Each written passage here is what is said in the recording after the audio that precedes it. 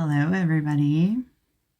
It is your good friend Countess, and I'm back with another video.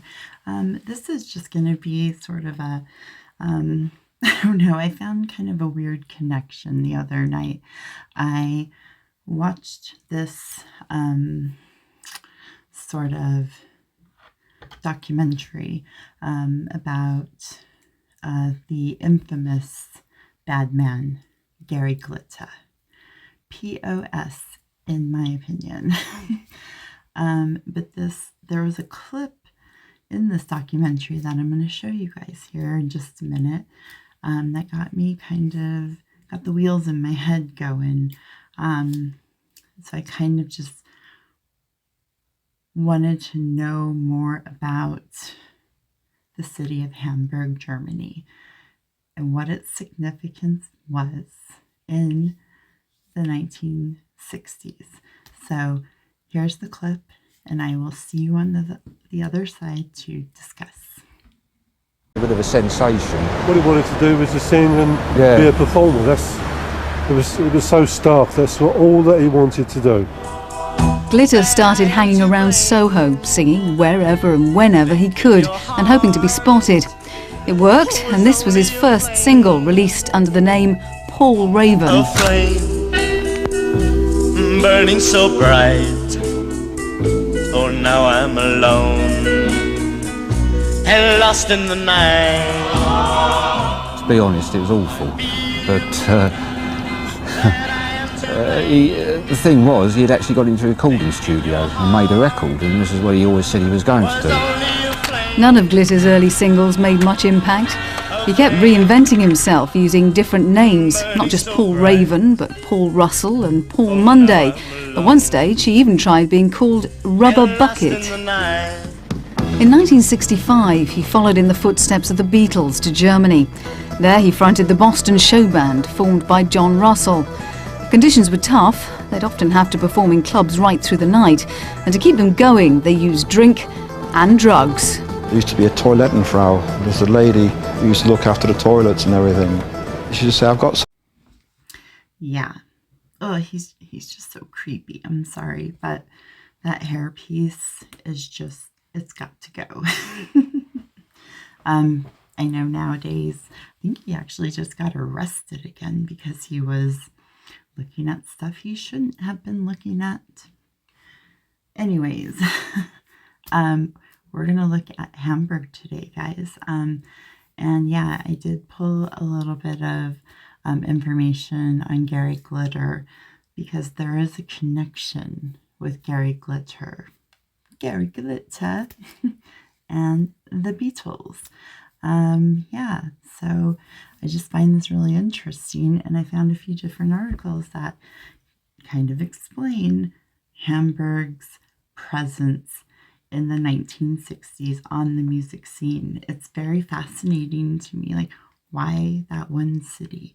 And then I also found out that all of the bands that came over, in the British invasion, came over to the States for a major success.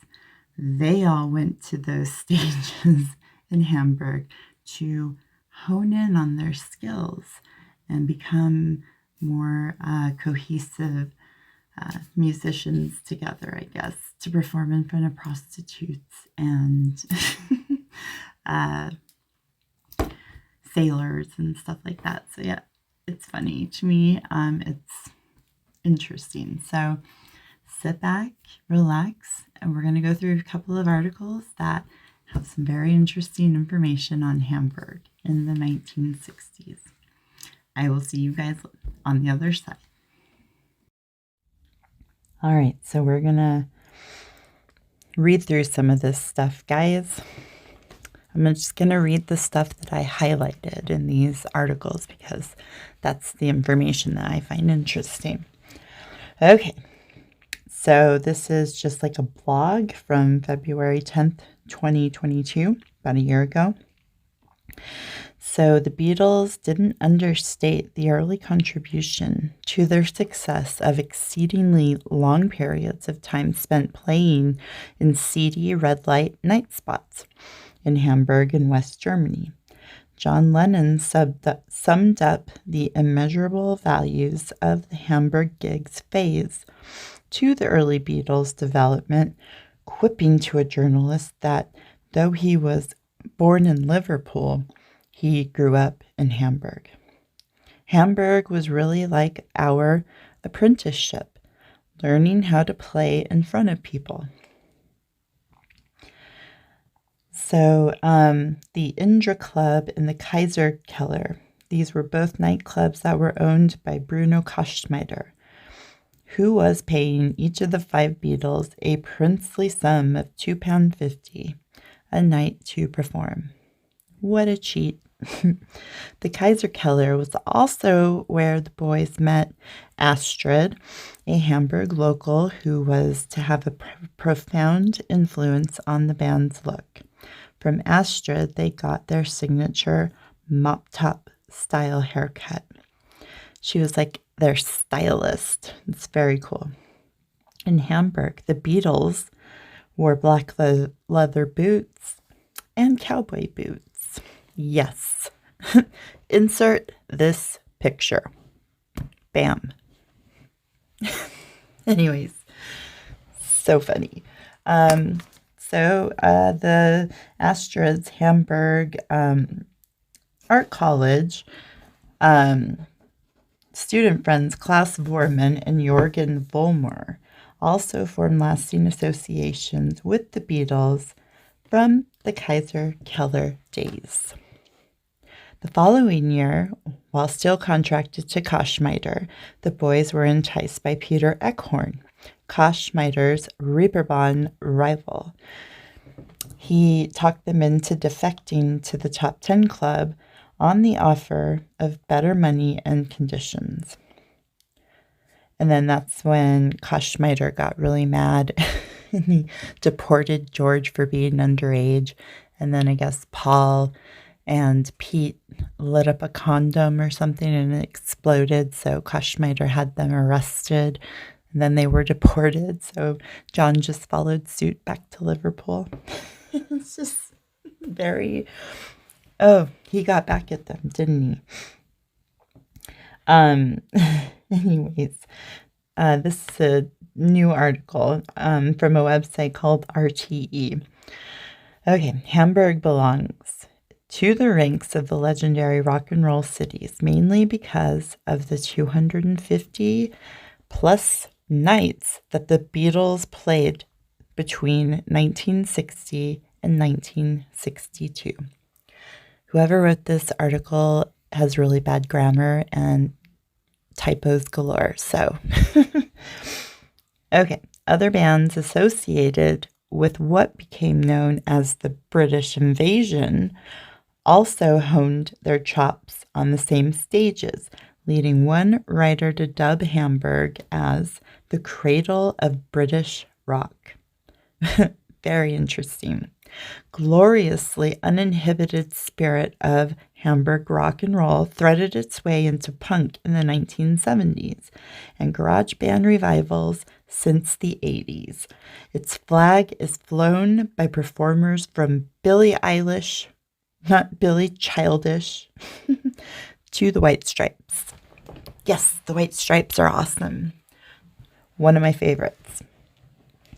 What it is about what it was about Hamburg that gave it its particular affinity for rock and roll. What did this place mean in this particular place? Like, why did these Germans invest so much emotional energy in it, while in my own country, the United States, where we spawned the genre after all, we took it for granted? Understanding early rock and roll in Hamburg means exploring the neighborhood where the clubs were clustered. St. Pauli, a portside entertainment zone that was also home to one of the world's most notorious red light districts. Rock and roll gained a foothold there around 1960 due to a confluence of factors. Note the name of the neighborhood, guys. St. Paul. If that's not like foreshadowing, or I don't know, just very creepy to me. The economic miracle also put unprecedented levels of disposable income in the pockets of teenagers and young adults.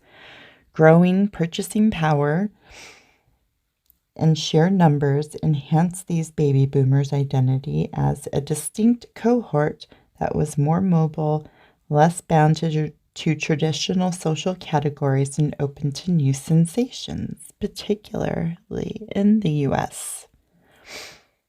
In late 1959, a St. Pauli entrepreneur named Bruno Koschmider sought to tap this new market by opening the Kaiserkeller, a dance palace for youth. But initially, his basement club attracted little notice, so Koschmider continued to search for a gimmick that would distinguish it in a crowded entertainment landscape. He found it in rock and roll, which by this time had been driven underground in West Germany after violence at a showing of Rock Around the Clock in Bill Haley's 1958 concerts. Wow. Bill Haley was like scandalous, guys, back then. That was like risque music to a lot of people when rock and roll came on the scene. It's very interesting. Koschmider's experience booking Dutch Indonesian show bands who also played rock instruments suggested there was an audience for this music. In 1960, he began importing British acts such as Tony Sheridan and the Silver Beatles.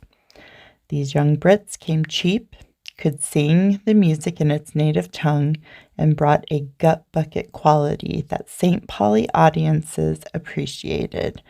Soon, other entrepreneurs copied Koschmider's success, spawning a wave of new clubs, such as the Top 10 in the late 1960s and the Star Club in 1962.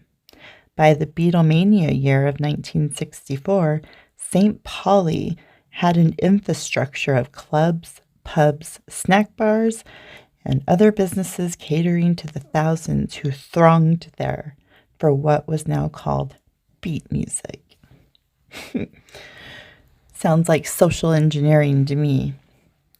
Rock and roll succeeded in the early 1960s St. Pauli, in part because it was new. Beat clubs offered young people places to experience live music that had few German outlets then. While the Kaiserkeller's initial audience was an assortment of sailors and workers in the local sex industry who just wanted party music, they were soon joined by working-class Elvis enthusiasts and the bourgeoisie, bohemians. Those more dedicated fans could now connect with each other, even if class barriers stubbornly persisted.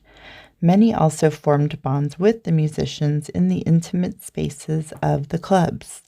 These interactions created a music scene with a distinct sound and style.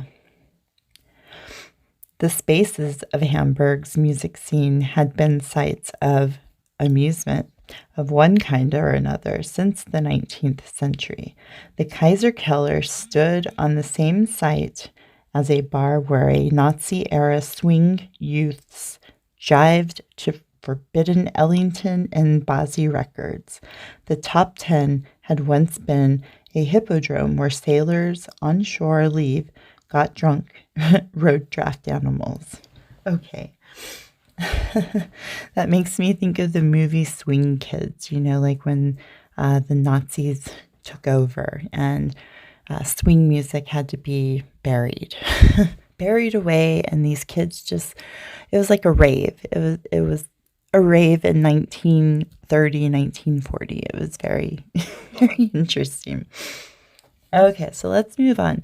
How original Beatles manager Alan Williams sparked rock's greatest myth. Alan Williams was the Beatles' first manager. The beta version of the future Beat Gods caught his eye sometime in late 1959 or 1960, when they first performed at the Jacaranda, a legendary Liverpool coffee bar run by Williams and his wife Beryl. In the first few months of the new decade, Williams helped the trembling and formative band, then comprised of Paul McCartney, John Lennon, and George Harrison, to become a more reliable gigging outfit by procuring them a steady drummer.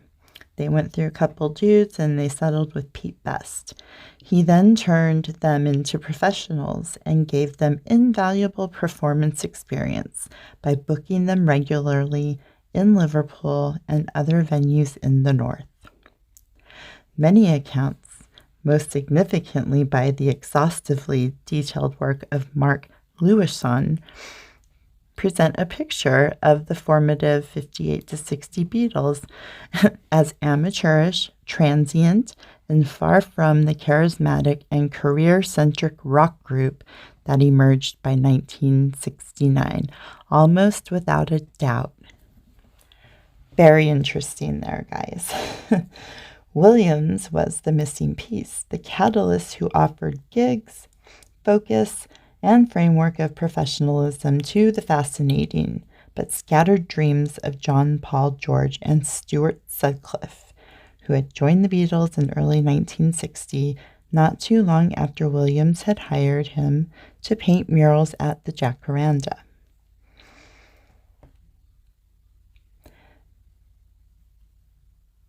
So, without Williams, we don't have the myth and the reality of Hamburg. But Hamburg, the reality that Williams made possible, is also an essential rock myth. Hamburg also stands for any place where a band paid its dues and learned its craft. Any place where boys or girls with guitars grunted and ground out rock and roll, any place where young musicians stood in the shadow of the myth of the leather Beatles and made a hoarse, lusty, raw teenage sound that was loud, beery, and constant, and twisted like an Italian cigar and streamlined like an airstream. Alan Williams gave us that myth. All right, guys, then we're going to go, very interesting, right? The myth. We're going to go through this article, just a couple of things. It's how did Gary Glitter get discovered? You know, who really fucking cares? But he has a very interesting connection here. So he began playing in bars when he was 16 and later moved on to more high-profile venues in his career as his career developed. Having recorded several ballads and rock and roll songs, he came to the attention of film producer Robert Hartford Davis, who encouraged him to record songs under Paul Raven. Okay. After a year, he was signed to a recording contract with Parlophone and hired a new management team. He collaborated with producer George Martin and released 2 singles, both commercial failures. Paul then decided to pursue a career in television advertisements. So, George Martin produced Gary Glitter under the name of Paul Raven. I just find that fascinating because I thought that George Martin was more into comedy and whatnot before the Beatles came along. So I find that very interesting, and I find it super interesting how that article that said that all the other bands who were to form the British invasion, how they all went over to Hamburg to hone in on their craft. You heard it, guys. Hone in on their craft, develop their craft. Who speaks like that? The Masons, right? Yeah, I don't know. I mean, I just really wanted to know about Hamburg, the city, and like why was that the city where all of these bands from England just flocked to? You know, it's very peculiar. And then it makes me start thinking about all of the shit that we learned about the OTO and the Golden Dawn and the Fraternitas Saturni. You know, they're all out there in Germany as well. So, you know, there's nothing, I couldn't really go that deep. I couldn't find any sort of information that deep. But I'm sure there's some sort of indiscretion there. I don't know. It's just really strange.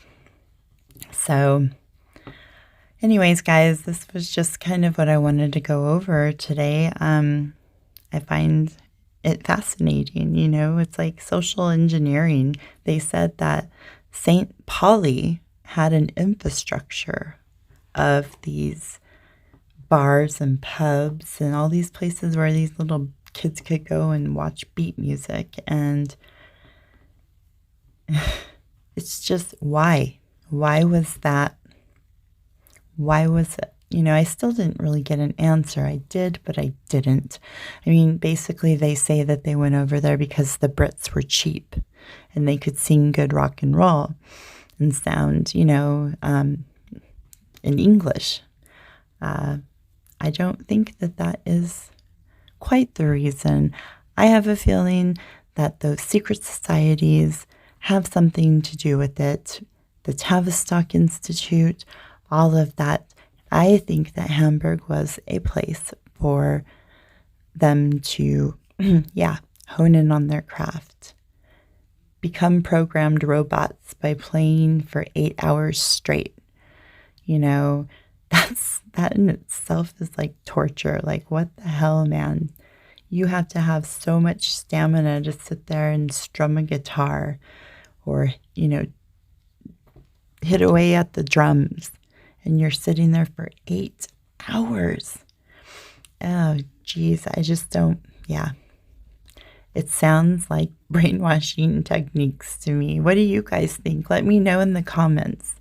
I feel like Hamburg was a place connected to the German method, right? The German method that is told to us in the memoirs of Billy Shears. I did a video on it. Go check it out. The FS is in full effect, and I know they have something to do with these bands going over there because when the British invasion hit American soil, forget it. The counterculture began at that moment, and that is when the tide began to shift, and we started getting new ideas. And like one of those articles said as well, that people were open to new experiences, you know, and yeah, man, free love, let's do it, you know, just like, oh man, they really did shift the culture, guys. And it's a trip. All of this stuff is connected somehow. I just wanted to learn a little bit more about Hamburg, and so I hope you guys learned something too. And if you're here with me till the very end, thank you so much. I love all of you, and thank you for taking your precious time out of your day to watch my video. So until next time, my lovelies, I will be doing a tarot reading. I will be doing a tarot reading on a very interesting celebrity. So keep a lookout for that, my lovelies. Other than that, I am done. Blessings to all of you, and I will see you another time. Bye, guys.